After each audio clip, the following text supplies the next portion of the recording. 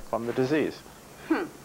Now, is that really what happens? Absolutely not. Nothing can be further from the truth. The fact is, if you look at it even from the standpoint of antibodies, well, let's assume that antibodies really are the sole thing that prevents you from having a disease. Well, in any event, there's a big debate in the medical establishment over what role antibodies play in preventing a disease. And aside from that, antibodies only represents one component of the immune system. There are many other components of the immune system.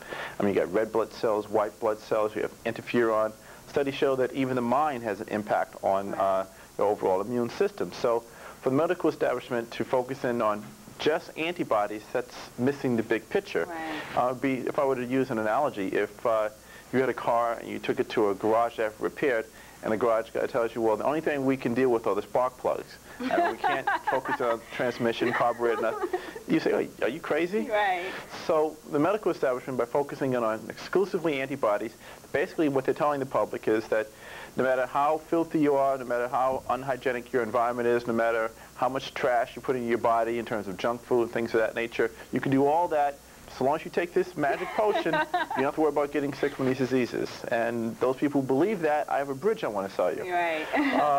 Taking it a step further, studies show that these diseases are not prevented by the vaccines at all. In fact, you have a much greater chance of getting the various diseases from the vaccines than if you don't. Studies show that 60% of the people in this country who come down with measles get it from the measles vaccine.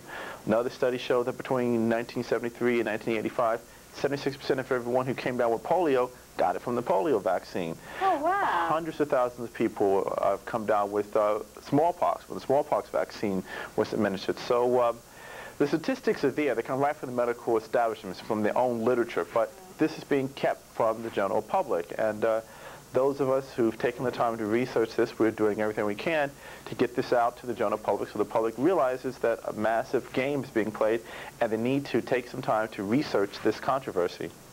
Now, are there any dangers to vaccinations in addition to the fact that they don't prevent some of the diseases that they're supposed to prevent? Are there any long-term side effects to vaccination? Yes, okay. There's an extensive list of side effects. I encourage people to go to the physician's desk reference and look up the side effects of the various vaccines, or look up side effects in the medical literature. Vaccines have been linked to cancers and brain damage, sudden infant death syndrome.